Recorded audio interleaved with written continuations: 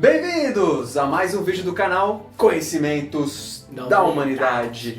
Léo, o que a gente vai falar hoje, Léo? Apesar de estar escrito aqui embaixo. A gente vai falar sobre os mitos de criação e a Gênese pelos sumérios.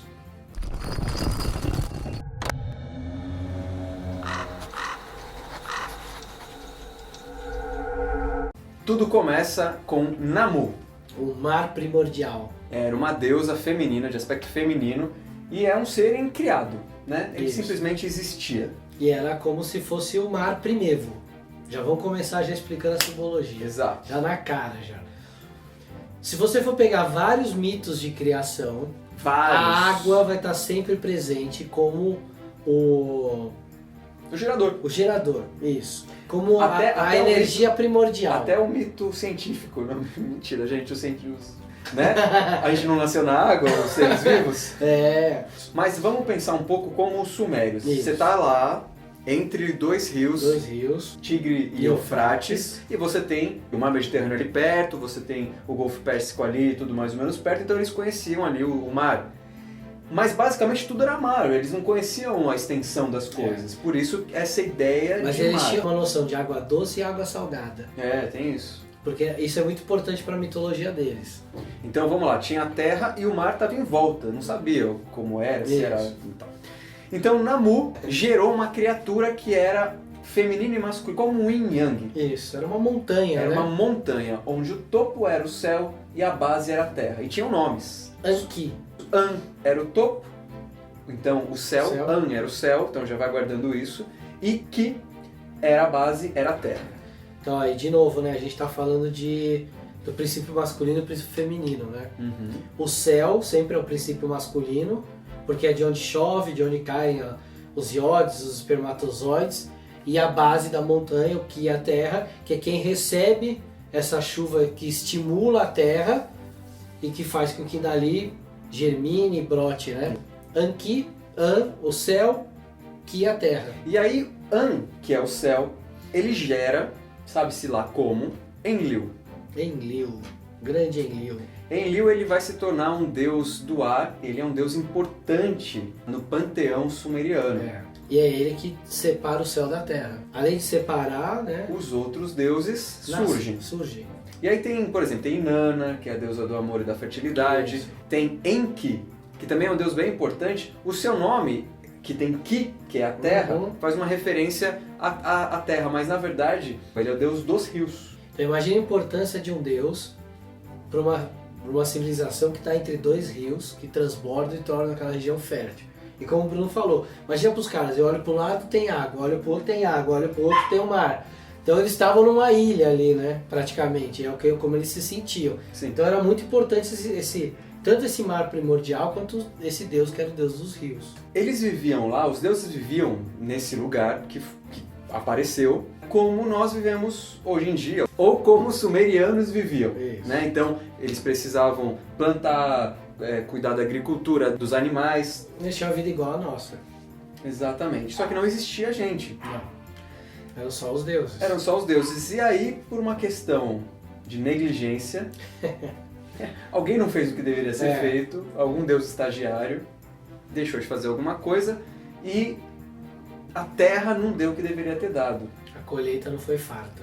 E aí Namu foi procurar Enki, Namu, que é a mãe lá, primordial. a mãezona de todo Foi mundo. procurar Enki, que é o deus dos rios, né?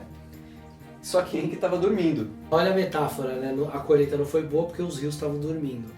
Provavelmente a cheia não foi Olha aí, suficiente para que a colheita fosse fértil bastante. E aí ela virou para ele e falou assim, o que você acha da gente criar escravos? Foi mais ou menos isso. Foi. Para fazer o trabalho que a gente não quer fazer. Mas não vamos chamar de escravo, que vai ficar feio. Não. Vamos chamar de servo. E É vamos dar um nome para eles. Vamos chamar eles, sei lá, de humanos. mais ou menos isso que aconteceu. E Enki, que era muito sábio, falou assim, pô, é uma boa ideia, eu já sei como é que a gente vai fazer. Enki, ele era casado com a deusa Mãe Terra. E aí, como a gente tem... Vale aqui algumas coisas importantes sobre os mitos sumerianos e principalmente esse. Em primeiro lugar, os deuses tinham vários nomes. Então essa deusa Mãe Terra, ela poderia ser Ninhursag, ela tem outros nomes em alguns outros momentos. Mas acho que o mais comum que a gente achou foi Ninhursag, né? Isso, exatamente. Mas, ao mesmo tempo, essa história, ela foi escrita em tábuas de argila e muito se perdeu. Então tem coisas da história que não é nem questão de interpretação do que está escrito. Não existe mais aquele fragmento. Então os mitólogos tentam achar ali um meio termo ou simplesmente omitem algumas coisas. Então a gente vai tentar contar da melhor forma possível. Se algum nome alguém conhecer de um jeito diferente, saiba que é comum. Certo? Certo. E aí ele decide bolar uma estratégia para criar então esses seres novos que serão escravos. E aí olha que bacana, não foi Enki que cria. Ele pede para Namu criar, que é o grande oceano. Ele orienta ela a retirar barro da Mãe Terra, que é a esposa de Enki, e aí ela auxiliada por 8 deusas parteiras, né, ela cria o ser humano do barro, como se estivesse gerando um filho. E isso é muito interessante porque nas inscrições fala assim, a minha esposa, que é a Mãe Terra, vai ficar em cima de você, mãe, Namu, e aí nesse momento você tira o barro. Ou seja, tem aqui a água e aqui tem a terra, que está em cima da água. Isso. Então é nesse momento onde o barro surge. Isso. E aí tira do barro e olha só, a gente está falando da mitologia suméria, está falando da primeira civilização, e a gente está falando que na cosmogonia lá, na criação, na cosmovisão, na Gênese suméria, o homem foi criado do barro. Então a humanidade foi criada a partir do barro. Teve uma sequência muito interessante. Namu tirou o barro da terra e aí artesãos especiais foram lá e deram uma consistência específica para esse barro. Moldaram, tipo no Ghost, né? Do outro lado tipo no Ghost, isso. Aí Namu fez um coração, um S2, e colocou nessa forma, pegou, fez também os membros, e modelou o corpo melhor. Porque na verdade os artesãos deram consistência, né? Criaram aquela massa para que a Namu fosse, desse o formato de corpo, membros e colocasse o coração. Namu e Ninhursag meio que estavam fazendo a humanidade e Enki estava dando o destino daquele ser. Então, esse aqui é mais forte, vai, sei lá, pra guerra. Esse aqui é desse jeito, vai e tal, não sei o quê. E foi uma grande alegria, né? Eles criaram, então, os escravos e chamaram de humanos. Isso, e aí, olha que bacana, eles criaram os humanos à sua imagem e semelhança. Além disso, o que eles fizeram? Lembra que a gente falou de Enlil, que separou o céu da terra? Ele era um rei dos deuses. Ele tinha lá um palácio dele, os próprios criados dele, ele tinha lá uma...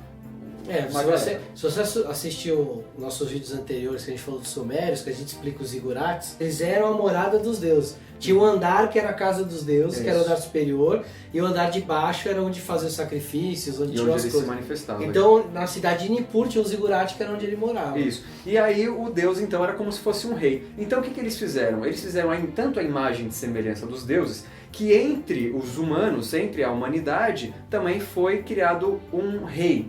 Um lugar. Lembra que no início da civilização sumeriana não tinha um rei, mas na mitologia, como foi apresentada agora, existia esse rei que chamavam de Lugal. E tem um que depois com o tempo vai ficar muito famoso, né? Que é o Dumuzi. Dumuzi, que vai virar Tammuz, que é o mês. E tem mitologia também dele, importantíssima, junto com Inanna. Ele é tão importante que ele se torna uma deidade dentro do panteão. Isso. Bom, então o rei humano, ele tem que ser a cópia do rei Deus, ou seja, Enlil. Então ele também tem os seus servos, ele também tem um palácio, e aí toda a estrutura humana foi baseada na estrutura divina, ou seja, assim na terra como no céu.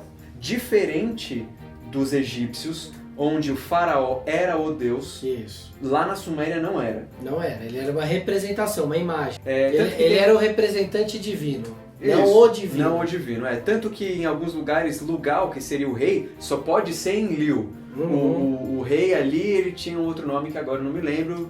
Bem, aí imagina, você criou um monte de escravo para te servir, cuidar de tudo, você não precisa mais fazer mais nada. O que você vai fazer? Você vai festejar. E na festa não pode faltar... bebida. E aí os deuses começaram, manguaçá. Chapar o coco. E aí, chaparam tanto que aí... Óbvio, quando você tá bêbado, surgem as melhores e as piores ideias. E aí, Tava lá Enlil, tava lá Niursag, Enki, tava lá Namu, todo mundo bebendo. E aí Niursag chega e fala pra Enki, ô Enki, você não é fodão, tem que falar meio bêbado, né? Oi, você não é o deus aí dos deuses, o cara é o fodão, duvido você criar uns seres maus. Ele fala, você duvida? Você vai ver, eu vou fazer. E aí eles foram lá e começaram a criar seres maus. O que seriam esses seres maus? Na verdade são seres defeituosos. E aí mais uma vez, as inscrições, elas se perdem infelizmente porque o barro está quebrado. Então parece que eles descrevem 6, mas a gente tem Só duas que conseguiu. Inscrições. É. Uma delas... é uma mulher que não pode engravidar. Exato. Niursag faz então essa moça, e aí Enki, fácil, eu vou colocar ela no harém do rei, que aí vai poder, não vai ter filho. Ele vai poder satisfazer seus desejos sexuais sem engravidar a concubina. Qual foi o segundo? E o segundo era um ser que não tinha sexo definido. Um andrógeno? Um andrógeno. E aí ele colocou no palácio para servir o rei.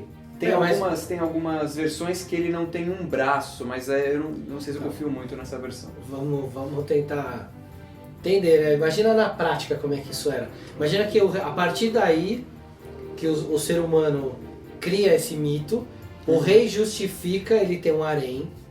Sim. E aí ele tem várias concubinas, que seriam as mulheres que não engravidam, e ele precisa de alguém para cuidar desse harém. E que normalmente, depois a gente vai ver, né, mais pra frente, que esses vão ser os eunucos. Os eunucos no futuro vão que ser são os homens que não têm o sexo. Exato. Será que é por isso que falaram que não tinha um braço? Será que era braço mesmo que eles não tinham? Eles não tinham nada, mas tinha que ter o cara para cuidar das concubinas do rei. É verdade, faz sentido. Então pode ser que daí nasceu essa ideia de mito para justificar uma prática que já era comum. Exatamente. Bom, como a gente falou, as outras características, os outros defeitos que se perderam a gente não sabe. Só que aí, quem estava modelando do próprio barro, era Niursag, a Mãe Terra. É. E quem estava definindo o destino era Enki. Aí eles falaram assim, vamos trocar isso aqui. Eu, Enki, consigo fazer os caras que você não vai conseguir colocar em lugar nenhum. Ou seja, estão invertendo os papéis enquanto princípios, né? Enquanto o feminino é o que dá a forma e o masculino é o que dá o destino, que é o estímulo para a expansão, eles inverteram o papel agora. A mãe vai dar o destino e o pai vai dar a forma. Aí a primeira criatura que Enki forma se chama Meu Dia do Nascimento é Remoto. Olha que nome bacana. Essa criatura tinha problema no fígado, no coração, as mãos trêmulas, os olhos zoados. E não tinha espírito. Aí ele entregou essa forma para Niursag, e Niursag olhou e falou, ih, fudeu. E não soube onde colocar. E aí ele começou a fazer outros assim. E ela foi ficando puta. E aí, mais uma vez, a descrição se perde, mas os fragmentos, eles chegam assim, Niursag vai ficando puta, começa a acusar ele de acabar com a terra, acabar com os filhos, aprisionar os filhos dela, e aí castiga Enki, colocando ele no submundo. Isso, aí ele vai pro abismo. Bem, então isso é uma parte do mito, né? Mas como são achados de trechos, né? A gente não consegue nem criar uma cronologia, né? Contar uma história do começo até o fim. A gente conseguiu chegar até esse ponto. Então como é que funciona o negócio do dilúvio, né?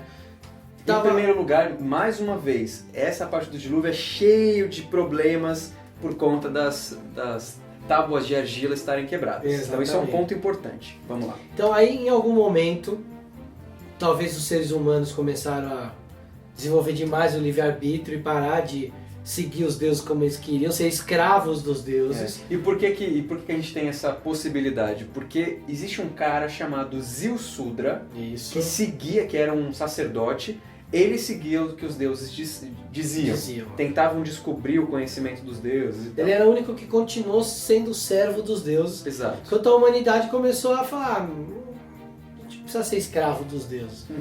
Vamos fazer o que a gente quer. E aí o que os deuses fizeram? Mandaram uma tempestade para a Terra que causou um dilúvio. Isso, eles se reuniram e aí decidiram então fazer isso. E aí Enlil e An, lembra, An é o deus do céu, eles bateram o martelo e falaram, ok, vamos fazer. Vamos mandar essa chuva lá para baixo. E mandam o dilúvio. E aí só esse cara, esse Ziusudra, que é o Utnapishtim. É o Utnapishtim na Babilônia. Na Babilônia. Porque isso. vai ter uma história um pouco... isso é importante. O dilúvio sumeriano, ele é ligeiramente diferente e adaptado na mitologia babilônica. Ou seja, na verdade, a mitologia babilônica que veio depois, alterou um pouco a história desse dilúvio. Exatamente. Então, Ziusudra já é o Utnapishtim com Ea. O primeiro registro de dilúvio é esse sumeriano. É esse. Então, os deuses decidiram mandar esse dilúvio. E para isso chamaram Ziusudra, que era um rei sacerdote. Isso, importante. E falaram, você vai construir uma barca ou uma arca. E lá você vai colocar animais. E aí se perde um pouco a descrição disso, mas vai colocar animais lá. Provavelmente a família dele, como a gente já viu no épico de Noé. De Gilgamesh. E aí então a terra é inundada. Por 7 dias. Por 7 dias, 7 noites ele fica, 7 dias, 7 noites, um número mágico aí. Então por esses dias ele fica nessa barca com os animais e aí ele se salva do dilúvio. Isso. No dia seguinte, do 7º dia, quando acabam as tempestades, a chuva, ele abre a janela e o Deus Sol, Utu, entra iluminando o interior da arca e ele escolhe um boi e uma ovelha e faz um sacrifício a Utu para comemorar a sobrevivência da raça humana e dos animais que ele salvou. E aí Ziusudra ainda ganha mais um presente. Ganha, ele é incrível. Ele é incrível. Por conta dessa devoção. Exatamente. E aí já, a devoção já comprovada com o sacrifício. Ele poderia simplesmente falar, legal, valeu. Valeu, obrigado por vocês me salvarem. Ele ainda fez o sacrifício. Pois é. Ou seja, ele enquanto sacerdote realizou um sacro ofício, ele foi reconhecido pelos deuses e ele recebeu a vida eterna. Isso, foi morar num monte chamado Dilmun. E ele é o preservador da semente da humanidade, que metaforicamente quer dizer que ele foi o cara que repovoou o planeta com a sua semente, assim como depois a gente conhece muito pelo mito bíblico a história de Noé. Então entende-se que Ziusudra estava com a mulher, a mulher dele, sozinha não ia rolar. Uma cabra. Não ia rolar. Certo? Então é isso, galera. Esse que é o mito. Não é um mito comprido, apesar da gente ter falado bastante interpretado, mas não é um mito muito longo, não tem muita coisa justamente porque muito se perdeu, essas placas se perderam, tem muitas que estão quebradas, estão ilegíveis, mas a gente tem uma boa ideia do mito sumeriano e aí é legal a gente conseguir enxergar que existe, por exemplo, o mito do homem criado do barro, do dilúvio. E uma coisa que vai dar um encaixe muito legal, em breve a gente vai falar sobre a criação babilônica, a Sírio-Babilônica. E aí sim vai vir aqueles nomes que vocês já conhecem, provavelmente Tiamat, Marduk, isso é babilônico, isso é depois. Então, vocês vão poder entender, se a gente puder substituir Tiamat por Namu e entender o que aconteceu com Tiamat, o que ela representava para os sumérios, os babilônios tomaram os sumérios, e o que acontece com Tiamat, isso é uma interpretação legal, entender como os povos se sobrepuseram uns pelos outros. Exatamente. Né? Assim como o Ziusudra e o Utnapishtim. É o mesmo herói, mesma história, só que é o dilúvio, né? A história acaba tendo uma outra complexidade, mas é a mesma coisa, né? Olha que bacana, se a gente for trazer isso para a cabala judaica, Keter, que é a coroa lá em cima, a representação arquetípica de Keter é Netuno, o rei dos mares primordiais. E aí, olha só, na mitologia egípcia também tem uma tradição, isso, tem o rio Nilo, que é a água, e aí tem um deus chamado Nun, e ele vai, também é um mar primordial, e ele vai emergir uma ilha desse mar primordial, e dali vai nascer a grande civilização do Egito.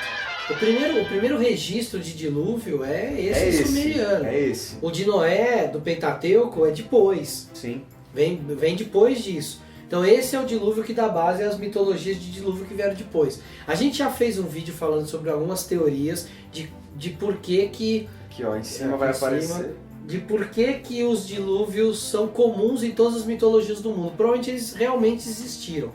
E provavelmente o dilúvio do Noé que a gente conhece é só quando a tradição hebraica documentou isso. Aproveito aqui para falar o seguinte, teve alguém nos comentários dos Sumérios perguntando, então Então, os semitas já existiam, então já existiam judeus? Não. Semita não é sinônimo de judeu. Isso.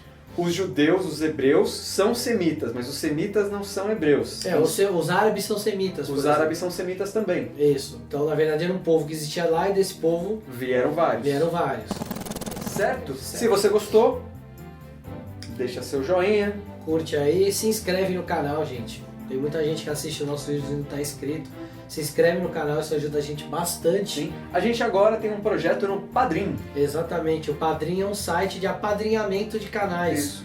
Então vai lá no padrim.com.br/conhecimentos da humanidade, lê lá o que você ganha com cada grau de apadrinhamento, né? Você pode apadrinhar a gente com R$1 por mês. R$1. Isso já vai ajudar a gente um monte, a gente agradece de coração. A nossa ideia é ampliar o canal, ter mais vídeos no canal, transformar num canal mesmo de conhecimentos, de mitologia, de religião, da forma que a gente faz aqui. Trazer entrevistas com gente que vocês querem, vira e mexe tem gente querendo falar de ordem, a gente quer entrevistar as pessoas das ordens, mas para isso a gente precisa de tempo e recurso. E talvez vocês possam ajudar a gente com isso. Com certeza vocês podem, a gente está aí chegando a 50 mil inscritos no canal. Sim, a gente agradece muito. Então, tira um pouquinho aí da sua moedinha do bolso, R$1, R$5, R$10, R$20, o que você puder ajudar. Compartilhe o nosso vídeo no Facebook. Sim. Isso dá A gente tem uma página no Facebook. Exatamente, Conhecimentos da Humanidade. E é isso. Muito obrigado. Valeu. A nossa ideia aqui é mostrar para vocês que tá tudo ligado. Vocês estão entendendo? A gente já está entregando o objetivo do canal. Que ninguém é melhor do que ninguém, que você tem que respeitar todo mundo, porque é tudo a mesma coisa. Olha que coisa importante. Se você acompanha o canal e está vendo esse vídeo, o nosso objetivo é dizer que está tudo conectado. Que somos todos iguais e devemos amar uns aos outros. We are the world. Tá. Beleza, S2 para vocês. Bem-vindos a mais um vídeo do canal Conhecimentos da Humanidade. Hoje, o que a gente vai falar, Léo? Eu não sei. Sério? A gente vai falar sobre a Gênese, só que dos Sumérios. Ah, é? É isso aí.